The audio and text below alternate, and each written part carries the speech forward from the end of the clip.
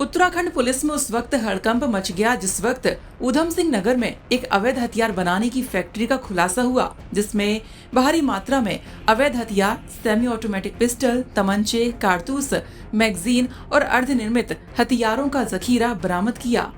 बताया जा रहा है कि उत्तराखंड में अवैध असलहों पर अब तक का सबसे बड़ा खुलासा है। आपको बता दें कि जनपद ऊधम सिंह नगर में एसटीएफ को हथियारों की फैक्ट्री संचालित होने की गोपनीय जानकारी मिल रही थी, जिस पर एसटीएफ के एक डीलर के बाजपुर से काशपुर आने की सूचना मिली, जिसके उपरांत कुंडा पुलिस की कांस्टेबल त्रिलोक सिंह ने जाबाजी का सबूत देते हुए उस डीलर शाहिद उर्फ पप्पी को तमंचे के साथ गिरफ्तार कर लिया।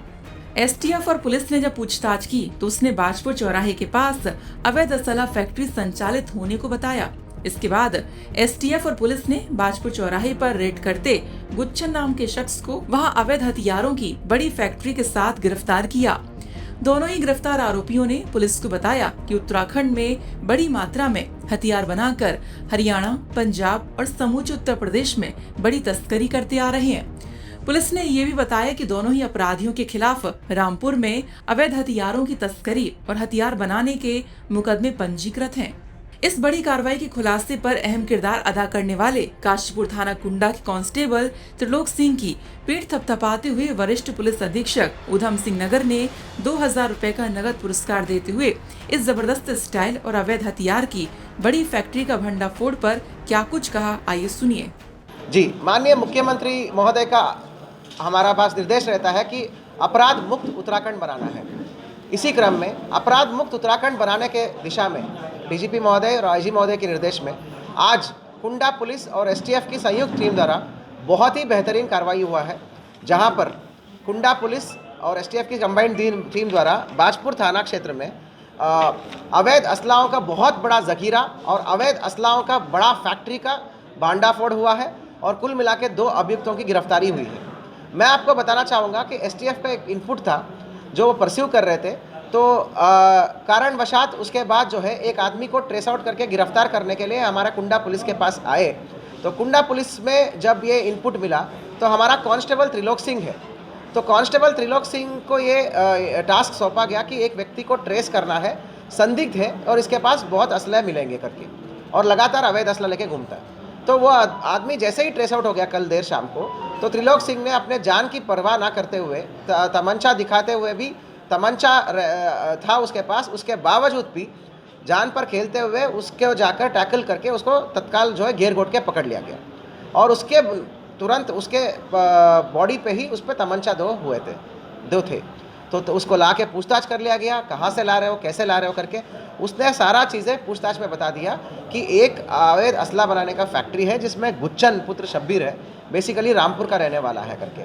तो हमारे कंबाइंड टीम द्वारा त्वरित रूप से एक्टिवेट हो गया एसटीएफ और कुंडा पुलिस की कंबाइंड टीमें बनी, तत्काल विथिन 1 to 2 आवर्स टीमें कॉन्स्टिट्यूट कर लिया गया, जिसमें हमारा दिनेश फर्त्याल, आपका होशियार और आपका त्रिलोक सिंह, एसटीएफ की तरफ से हमारा एमपी सिंह, मटपाल और क्या बोलते हैं ब्रिजभूषण गुर्रानी और विभिन्न टीमें, संपूर्ण एसटीएफ टीमें जो है तुरंत जाकर संयुक्त रूप से उस की निशानदेही पे वहाँ पर रेड मारी। तो बाजपुर में पांडे हॉस्पिटल के पीछे 600 स्क्वायर फीट का एक मकान था, जिसमें ये गुच्छन जो है ये बहुत बड़ा असला बनाने का एक अवैध तरीके से पूरा सेटअप बना के रखा था। आपको मैं बताना चाहूँगा विभिन्न प्रकार की भारी असला बरामद हुई है। आज तक का उत्तराखंड के इतिहास का सबसे बड़ा अवैध असलाहों की जखीरा और अवैध असलाहों की फैक्ट्री का बरामद हुआ है। बहुत बेहतरीन कार्रवाई हुआ है, जिसमें 5 तमंचे, 1 पिस्तल और तमंचा बनाने के विभिन्न पार्ट्स जो है 24 बॉडी, 12 नाल, 73 स्प्रिंग, 48 ट्रिगर, ऐसे बोलते बोलते कई सारे उपकरण था और काफ़ी सारे मैन्युफैक्चरिंग के लिए जो है फाउंड्री वाला है, टर्नर, मिलिंग करने वाला डिवाइसेस हो गया, छेद बनाने वाला डिवाइसेस, हथौड़ा, ये सब। इसका ये कहना है कि इतिहास में पता चला कि ये गुच्छन पुत्र शब्बीर पहले रामपुर में 2 बार फैक्ट्री चलाता था और 2 बार इसकी फैक्ट्री, अवैध असला बना की फैक्ट्री, रामपुर पुलिस ने बस्ट कर दिया। तो ताबड़तोड़ कार्रवाई हो गया। तो 2.5 साल पहले ये बाजपुर आता है और नॉर्मल खेती किसानी मजदूरी करता है, क्योंकि इसने काफ़ी साल पहले एक लैंड लिया था बाजपुर में। तो ये अब हो गया, फिर बाद में धीरे से अब से 2 महीने पहले इसको फिर से लालच आने के बाद यहाँ इसने पूरा बनाने का सेटअप किया। जानकारी ये आया है कि यहाँ के लोगों को किसी को नहीं बेचता था एक सिंगल आदमी उत्तराखंड को नहीं बेचता था, क्योंकि ये गोपनीय रखना था। ये नजीबाबाद के आदमी को 15 तमंचा बेचने की बात आई है, और कोई रोहतक के आदमी को 10 तमंचा बेचने की बात आई है। ये काम भी नजीबाबाद के आदमी ने आके इससे शुरू करवाया कि भाई तुम्हें भी पैसा ज़रूरत है, मुझे असला की ज़रूरत है, तुम अपने घर में बनाना शुरू करो, मैं ये करूँगा करके। ये जो आदमी है ना, हमने पहले जो पकड़ा, जो कल शाम को पकड़ते हैं तमंचा द्वारा, ये शाहिद पुत्र ताहिर, तो ये जो है मतलब पेडलिंग का काम करता था, वो नजीबाबाद वाले के लिए प्रॉपर पेडलिंग का काम करता था। तो ये हमें इनपुट था, तो इसके तहत हमने कार्रवाई करी, बहुत ही बेहतरीन कार्रवाई है। अब हम नजीबाबाद पुलिस को और रोहतक पुलिस को इन्फॉर्मेशन देंगे, साझा कराएंगे, और तो जो 15 और 10 ये इसने बता रहा है, वो कहाँ बेचा, किसको बेचा, कितने दाम पे बेचा, नजीबाबाद में क्या क्राइम्स में इन्वॉल्व है, वो सब हम बिजनौर को हम बता देंगे। उत्तराखंड की सबसे बड़ी रिकवरी और सबसे बड़ी फैक्ट्री का बराबर हुआ है, कहीं ना कहीं इन दो के अलावा और तक का पूछताछ और इनपुट में भी शामिल नहीं हुआ। इसने एक भी उत्तराखंड के आदमी को नहीं बेचा है, और यहाँ कोई भी आदमी को इसने इस काम की मतलब किसी तरह से भनक भी नहीं लगने दिया, किसी भी बाहर से बाहर काम करता था। तो इसीलिए ही जो है ये मैं बताना चाहूँगा कि ये जो फैक्ट्री ओपन करके हमने यूपी की सारे क्राइम्स को हमने वर्कआउट किया है। बिजनौर नजीबाबाद में जो अवैध असलाह प्रचलित हो रही है, उसका सूत्र हमने यहाँ बैठ के खुलासा करा है। तो इतनी बड़ी कार्रवाई है। विशेष रूप से कांस्टेबल त्रिलोक सिंह को मैं मैन ऑफ द मंथ के लिए नॉमिनेट कर रहा हूँ, उसको अवार्ड के लिए भी भेज रहा हूँ मैं, क्योंकि जो कि जान के परवाह न करते हुए एक असलेदार आदमी को पीछा करके उसको टैकल करना, उसका गुत्ता गुत्ता करके चोट भी लगी है हमारे आदमी को।